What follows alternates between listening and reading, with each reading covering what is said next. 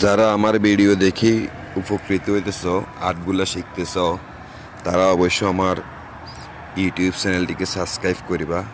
যারা প্রবাসে আসতেছ, তোমাদের জন্য তো আমি এই ভিডিওগুলা বানাইতেছি, যে আর্টগুলা শিখে রাখার জন্য। অন্তপক্ষে কিছুটা অভিজ্ঞতা থাকলে তো আর রোদে জ্বালা লাগতো না, এসির তলে কাজ করা যাইব, ভালো স্যালারি ভালো বেতনে কাজ করা যাইব। এখন তোমরা যদি আর্টগুলা দেখি আমাকে যদি সাবস্ক্রাইব যদি না করো আমার চ্যানেলটি, তাহলে আমি কি তোমাদের জন্য ভালো ভালো ভিডিও দিমু? এই যে আজকে কত সুন্দর একটা ঘোড়া আর্ট দিলাম, এই ঘোড়াটা দেখার জন্য, এই ঘোড়াটা যে দেখবে সে অবশ্য সাবস্ক্রাইব করতে হবে। না করলে তার প্রতি আমার থাকবে দাবি, কারণ আমি একজন প্রবাসী। আমার চ্যানেলটি সাবস্ক্রাইব না করলে, ভিডিওটা শেয়ার না করলে আমার অন্তপক্ষে দাবি থাকবে কারণ আমি কার জন্য করতেছি এগুলা? শুধু কি আমার জন্য করতেছি? না, যারা প্রবাসে আসবে আমি তাদের জন্য করতেছি। তো যারা আমার ভিডিওগুলো দেখতেছেন অবশ্য বেশি বেশি করে আমার ভিডিওটা শেয়ার করবেন, চ্যানেলটি সাবস্ক্রাইব করবেন। এটার উপর ভিত্তি করি আমি আগামীতে আপনাদের জন্য কফির আর্ট দিব।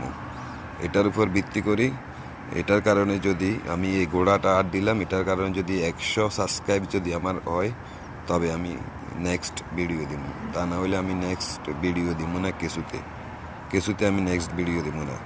যদি নেক্সট ভিডিও চাও, কফি আর্ট চাও, তাহলে অবশ্যই চ্যানেলটি সাবস্ক্রাইব করবা।